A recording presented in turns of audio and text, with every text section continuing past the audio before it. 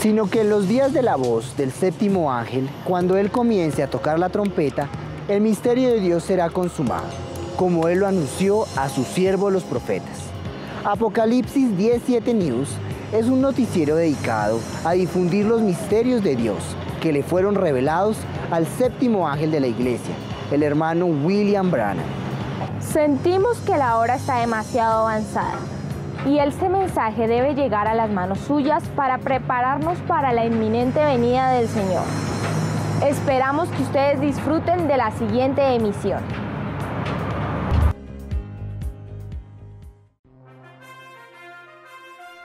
Apocalipsis 17 News, con sus presentadores Juan Estupiñán y Angélica Martínez. Bienvenidos a su noticiero Apocalipsis 17 News. Veamos los siguientes titulares. El purgatorio, mito o realidad, ya se los contamos. ¿Cómo se formó la Tierra? Quédese con nosotros para más información. El fin del mundo, ¿habremos sido engañados? El bautismo en agua, importantísimo para el cristiano. ¿Es la Biblia inspirada? ¿Quién la escribió? No se pierda las respuestas. ¿Está usted conectado con Dios? Lo veremos en unos instantes. La belleza de la mujer, ¿qué dice la Biblia?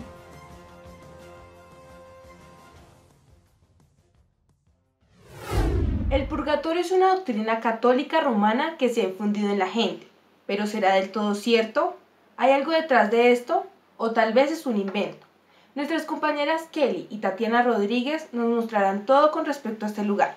Comenten con el hashtag #LimboPurgatorio. Buenos días. Vamos a ver qué es el purgatorio. La Iglesia Católica le da el nombre purgatorio a un lugar donde se van las personas después de la muerte física y están destinados al cielo, pero deben someterse a una purificación por haber cometido pecados, por los cuales se pueden dar indulgencias, que según ellos eliminan parte o la totalidad del castigo por lo cometido. Ellos también tienen en sus creencias que a través de la oración de los vivos, las almas tienen un cambio de situación. ¿Pero esto es bíblico?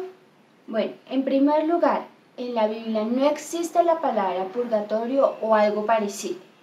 ¿Cómo puede usted creer en que existe un purgatorio cuando no hay una escritura para respaldar eso? Lo sacaron de la palabra que es la autoridad y lo pusieron en manos de algún dogma hecho por el hombre para así traerle dinero a la iglesia. Pero Dios se fija en su palabra y cualquier palabra que es contraria a la palabra de Dios está errada. Así que el purgatorio no es bíblico. Iniciemos con las preguntas. Eugenio Suárez comentó: si no es bíblico, ¿de dónde basan ellos para decir que está en la Biblia? Es muy buena la pregunta. Miren, ellos han añadido el libro que llaman el segundo libro de Daniel y el libro de los Macabeos, donde añaden el purgatorio y cosas como esas, que no son mencionadas en la escritura. El tema no cuadra con el resto de ella. No hay lugar donde ubicar el purgatorio en ella. Ellos le añadieron a la palabra. No hay lugar donde ubicar la intercesión de los santos y todo eso. No hay lugar para credos ajenos a la Biblia. Cat 800 pregunta: ¿pero el Papa cree en el purgatorio? ¿Qué pueden decir de esto? Bueno, para empezar, ¿dónde halla usted vicario de Cristo en la palabra? Sin embargo, ellos lo establecieron y usted lo acepta. Hablando específicamente, ¿dónde halla usted purgatorio? ¿Dónde halla usted misa? ¿Dónde halla usted gente pagando dinero para salir del infierno? Nada de eso está en la palabra, pero ellos lo pusieron en sus propios libros y subyugaron a la gente por medio del temor. Pero aún, si un ángel del cielo, mucho menos un arzobispo, cardenal, sacerdote, si un ángel del cielo bajara y predicare otro evangelio que no fuera este, sea anatema. Sí, es verdad. Pues él lo dijo, está en Gálatas 1:8. Pues ¿dónde encuentra usted que un hombre tiene poder para perdonarnos como si él fuera Dios? Es nicolaísmo, organización, el hombre gobernando al hombre. No importa lo que el Papa, el arzobispo, el cardenal o cualquier otro cree. La Biblia dice, sea la palabra de todo hombre mentira, mas la de Dios veraz. Lisa Torres comenta: Eso quiere decir que siempre nos han mentido y nos han hecho creer cosas falsas para sacarnos dinero y estafarnos. Así es. Como ya lo vimos, la Iglesia Católica ha llegado a ser una profetisa falsa para la gente, porque ella ha quitado entre la gente la palabra del Señor y ha impuesto sus propias ideas en cuanto a lo que constituye el perdón de pecados y muchas cosas más. Y los sacerdotes han llegado al extremo de declarar que no solamente tienen poder sobre la vida, sino también sobre la muerte, diciendo que existe un purgatorio cuando no se encuentra en la Biblia. Enseñan que las oraciones, las misas y el dinero nos pueden sacar del purgatorio y llevarnos al cielo. El sistema entero que está basado sobre sus enseñanzas es falso. No está basado sobre el seguro fundamento de la revelación de Dios en su palabra, sino está basado sobre las arenas movedizas y sumergibles de sus propias mentiras diabólicas. Sara Prieto pregunta, ¿y entonces cómo podemos purgar nuestras almas e ir al cielo si el purgatorio no existe? No, nosotros creemos que sí hay un purgatorio, pero que es ahora mismo. Fíjense, la palabra purgatorio significa purgar. Cada domingo y aún cada día pasamos por un purgatorio, purgando nuestras almas de nuestros pecados por medio de su Espíritu Santo. Como cuando usted ve que ha hecho algo errado, usted va y se libra de eso por medio de confesión y clamando y ayunando y orando, e intentando vivir lo más santo que podamos en esta edad presente, vigilando por su aparición a cualquier momento. Ya para finalizar, sepan esto. Si usted es un mentiroso aquí, usted allá será un mentiroso. Si usted es de mal genio aquí, allá usted será de mal genio. Si usted es uno que duda aquí, usted sería uno que duda allá. Hombres y mujeres, es tiempo de que cada uno de ustedes se sacude y se examine y vean dónde están parados, porque la muerte no cambia eso. Así que más bien permitámosle al Espíritu Santo que nos revele en qué estamos obrando mal y permanezcamos en él hasta que uno muera purgando nuestras almas y no esperando a que alguien nos salve a usted. ¿Por qué no busca el remedio que Dios nos dio, ese purgante para nuestras almas? Marcos 16:16 dice que el que creyere y fuera bautizado será salvo, mas el que no creyere será condenado. Ese remedio está más claro en Hechos 2:38. Arrepentidos cada uno de vosotros y bautizaos en el nombre de Jesucristo, para el perdón de vuestros pecados, y recibiréis el don del Espíritu Santo, la vida eterna. Eso lo concluye. Si desean más información, pueden ingresar a los links que se encuentran al final de la emisión. Sigan con nuestros compañeros en estudio. Muchas gracias Kelly y Tatiana por su informe. En el día de hoy nuestro reportero Andrés Sánchez nos trae información de cómo se formó la Tierra. Andrés, cuéntenos cuál fue su investigación. Así es, pero antes miremos la opinión de la gente. Muy buenas tardes, ¿cuál es su nombre? Nicolás. Bueno, Nicolás, tenemos una pregunta. ¿Cómo cree usted que se formó la Tierra? Yo creo que se formó la Tierra en forma de que Dios lo hizo en 6 días. Dios lo hizo y creó esas maravillosas cosas que fue al ser humano y a los animales. Eso fue escrito gracias a la Biblia que fue demostrado que llegó a ser de papiros, que fue antiguamente que se mostró por papiros y eso es algo hermoso que se hizo.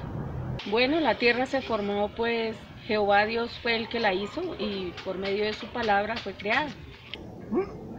Vas a ver. Esas fueron algunas de las opiniones de la gente, pero tomemos lo que dice la palabra de Dios al respecto. Si tomamos Hebreos capítulo 11, versículo 3, entendemos allí que la Biblia dice, Pablo hablando, que el universo fue constituido y armado por la palabra de Dios. Una paradoja, que una palabra podía hablar y de esa palabra formaría cosas materiales.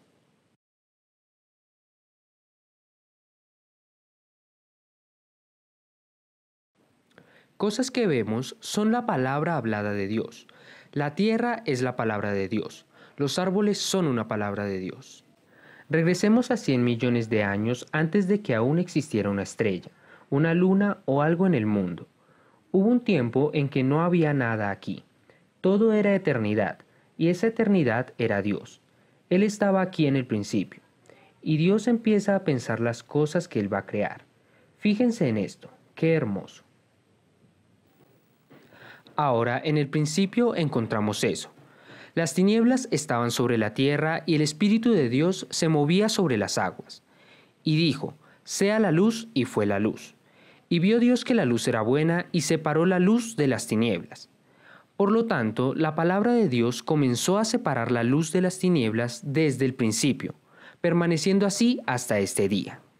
Y Dios tomó ese gran caos de oscuridad y lo transformó en un huerto del Edén, por su palabra.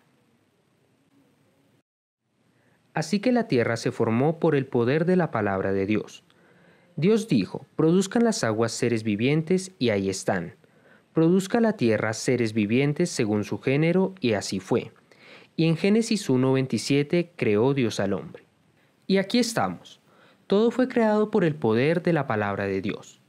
Entonces, ¿por qué tendríamos temor de tomar esa palabra para nosotros y aplicarla a nosotros mismos? Eso es todo por el momento. Sigan ustedes en el estudio. Hay mucha gente que piensa que el fin del mundo va a ser este 2019, así como se crean en 2012. Y en el 2017 dijeron que podría ocurrir en ese año. Y vimos que ni la una ni la otra se cumplió.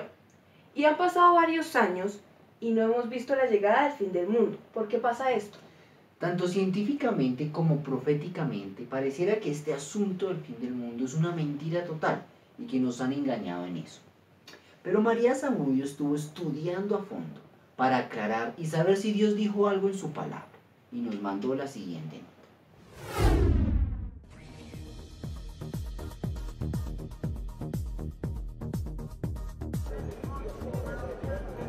Vemos que la gente cada año cree que va a venir el fin del mundo. Parece una completa locura.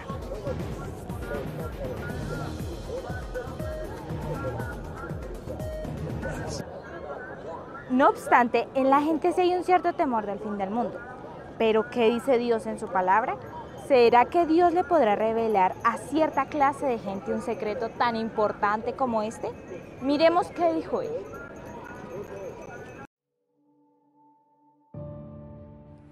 Un gran meteorito caerá cerca a la Tierra.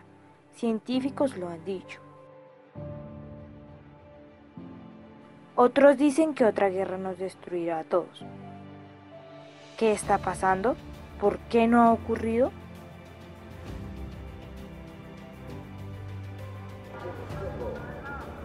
Miremos primeramente en la Biblia. En lo que la gente falla es en poner la atención a otras voces en vez de ir y escudriñar las Escrituras. En Mateo 24:42 dice: velad pues, porque no sabéis a qué hora ha de venir vuestro Señor. Y en Mateo 24:36 dice: pero del día y la hora nadie sabe, ni aun los ángeles de los cielos, sino solo mi Padre. Así que no nos importa saber ni qué día es, ni a qué hora sucede el fin del mundo. Lo que sabemos es que es muy pronto y debemos estar listos. Pero, ¿cuál es la solución? ¿Cómo escapamos del final?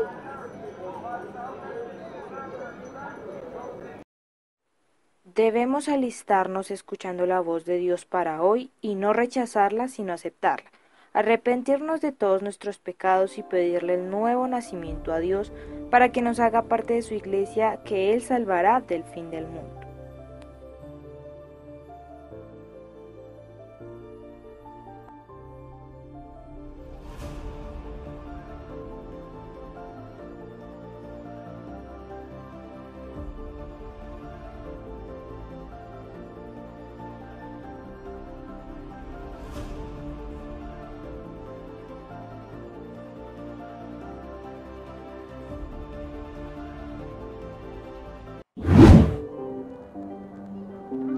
Bueno, usted dice, yo quiero ver una señal de que está cerca el fin del mundo. Bueno, ¿no está más que claro? Estamos igual que en los días de Lot cuando abundaban los homosexuales o sodomitas, tanto así que hoy están reclamando ellos sus derechos. La tecnología cada día avanza más, profecía siendo cumplida en Daniel 12:4. El Hijo del Hombre ya está sobre la tierra. Las mujeres ya no se quieren quedar en la casa, no quieren cuidar de sus hijos y se van a festejar. Delincuentes juveniles, los adolescentes están tomando control del mundo, hacen cosas que un ser humano normal no pensaría hacer. El avance de la hermosura de las mujeres va cada día en aumento. Jesús dijo, cuando estas cosas empiecen a suceder, esa generación no pasará. ¿Qué más queda? No nos queda más que asirnos de Dios y creer en su palabra. Y si Él está por venir en unas ciertas horas, en su manera de ver el tiempo, entonces nos tiene que precaver con toda urgencia y su voz tiene que estar sonando continuamente en nuestros corazones para prepararnos para aquella gloriosa venida. Esto es todo por el momento. Continuemos con más en estudio. María, gracias por su reportaje. Juan, ¿es importante el bautizarme? Lo fue para Jesús. De hecho, tuvo tanta importancia que fue la última comisión que él dio en Mateo 28:19, y él mismo fue bautizado. La Biblia nos dice en Marcos 16:16, el que creyere y fuere bautizado será salvo, mas el que no creyere será condenado. Ahora entendemos que el ser bautizado es necesario para ser un cristiano, pero ¿es importante el cómo nos bautizamos? La respuesta es que sí. He entrevistado a 2 expertos que nos aclararán algunas preguntas sobre este tema. La mayoría de personas son bautizadas en el nombre del Padre, del Hijo y del Espíritu Santo. Entonces nos surge la pregunta, ¿es errónea esta forma de bautismo? David y Ángel, bienvenidos a nuestro set de noticias. David, ¿es errónea esta forma? Sí, es erróneo. Ahora, de la manera como usted es bautizado es en el nombre del Padre, en el nombre del Hijo y en el nombre del Espíritu Santo. Eso ni siquiera está en la Escritura. Nunca hubo una persona, nunca, en ninguna de las páginas de la Biblia, que haya sido bautizada en el nombre de Padre, Hijo y Espíritu Santo, sino hasta principios de la Iglesia Católica. No está en la Biblia, en ninguna parte, es un error, es un credo católico y no un mandamiento en la Biblia. Fíjense bien en sus Biblias, en Mateo 28:19, y vean si dice en los nombres o en el nombre. Entonces, ¿por qué le dijo Jesús a la gente que se bautizaran en el nombre del Padre, del Hijo y del Espíritu Santo, y luego vino Pedro y los bautizó en el nombre del Señor Jesucristo? ¿Esa es una contradicción? No, no es una contradicción. Es como cuando usted toma a un niño y le da un nombre.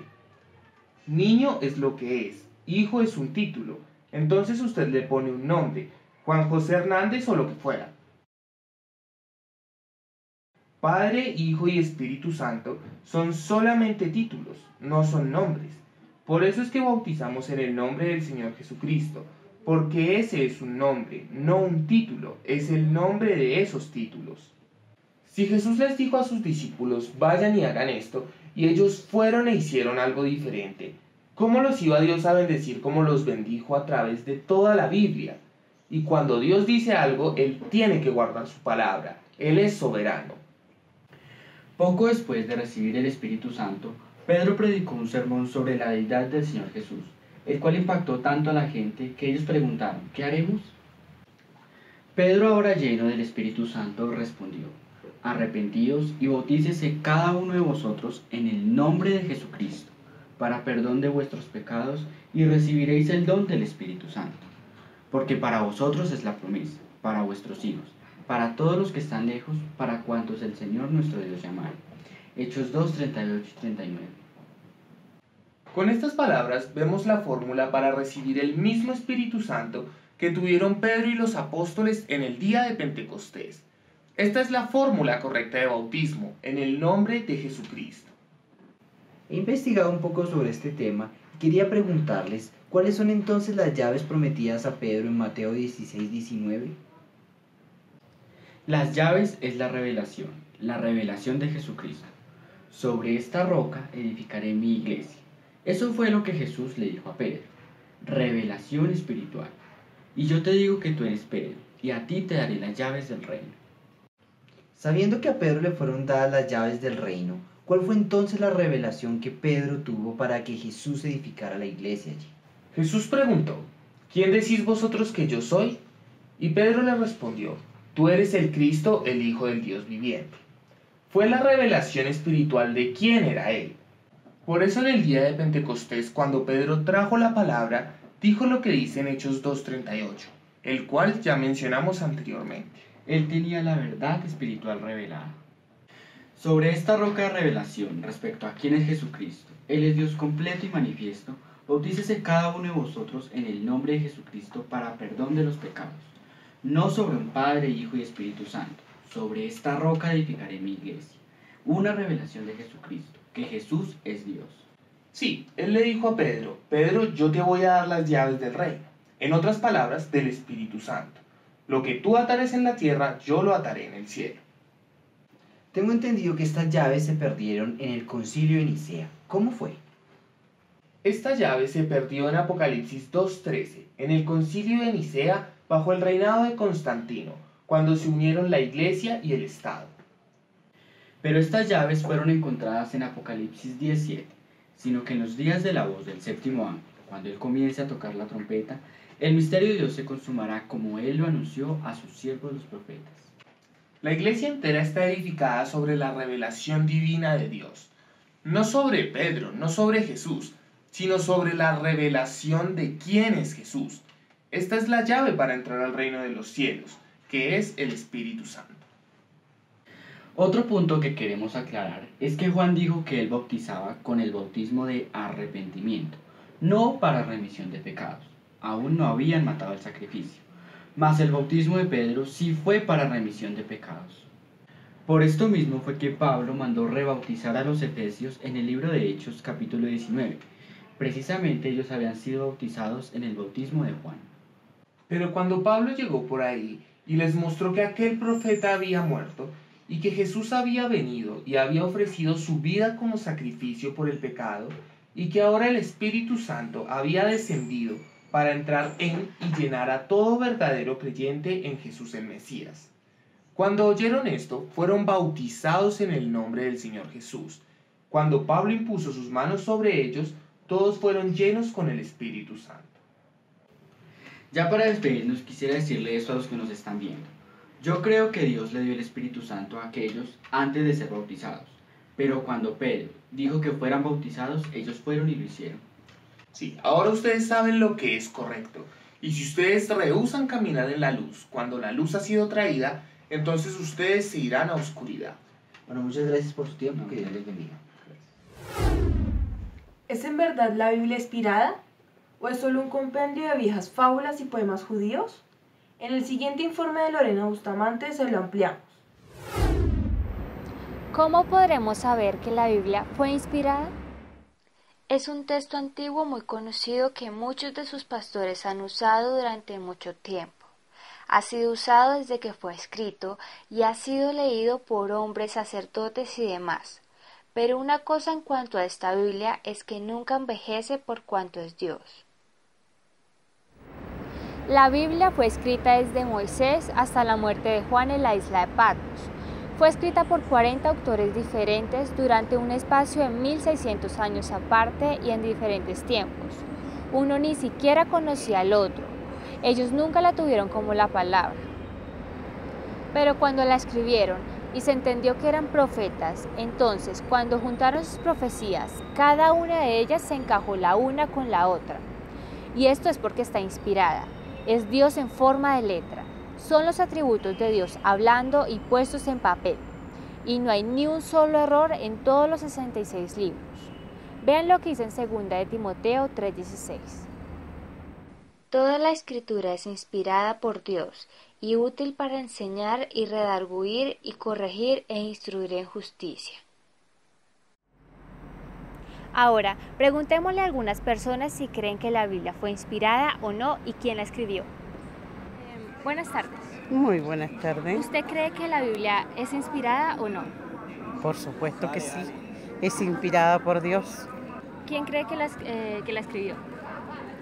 Yo creo que fue escrita por el hombre, pero el hombre no la pensó. Yo creo que el hombre fue inspirado por Dios para nuestro bien, que esté escrito algo para el bien de la humanidad. Okay, bueno, muchas gracias. Disculpe, ¿usted cree que la Biblia fue inspirada o no? Que fue inspirada por Dios. Sí fue inspirada. Sí, claro. ¿Y quién la escribió?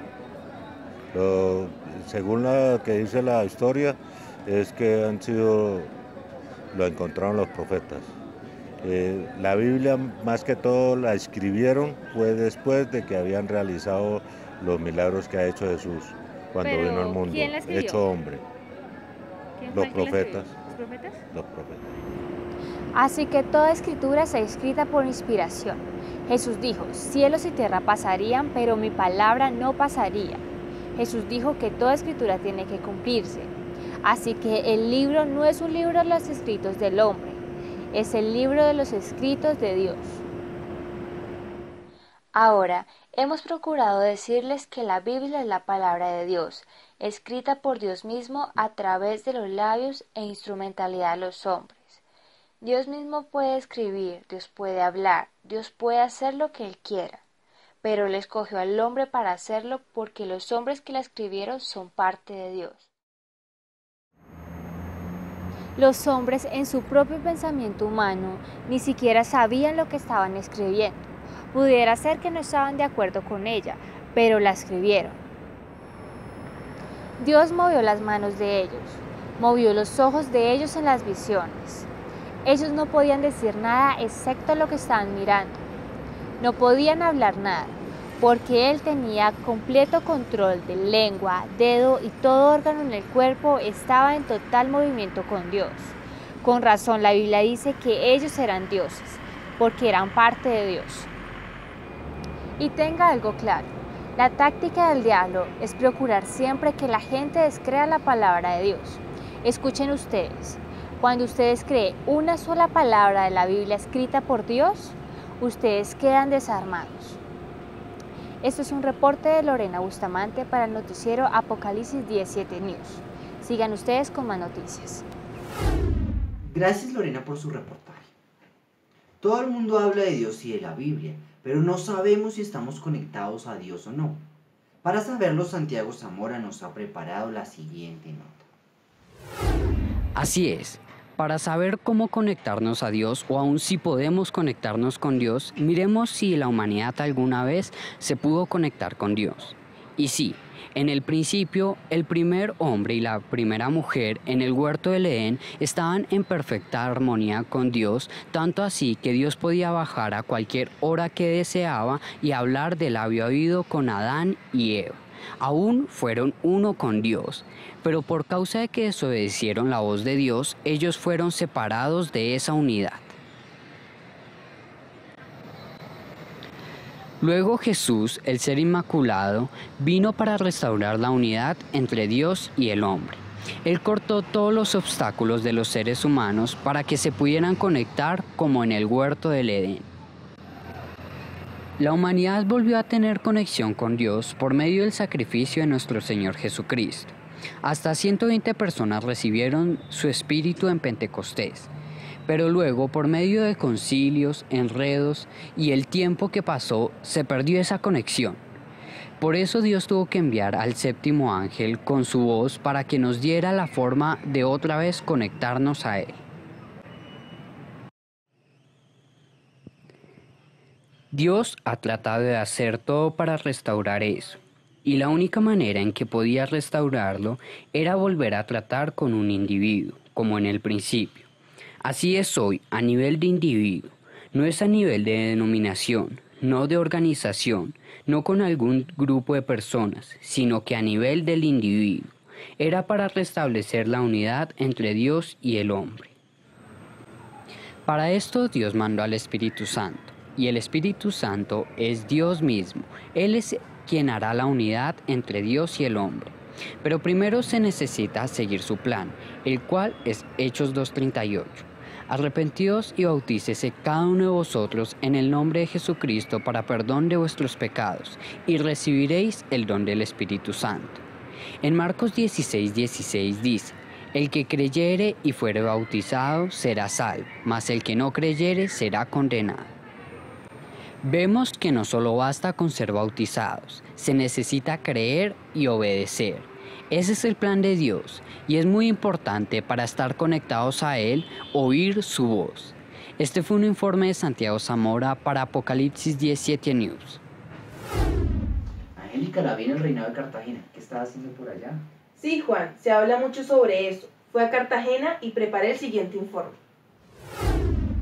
Investigando sobre el tema de los reinados de belleza, preparé el siguiente informe.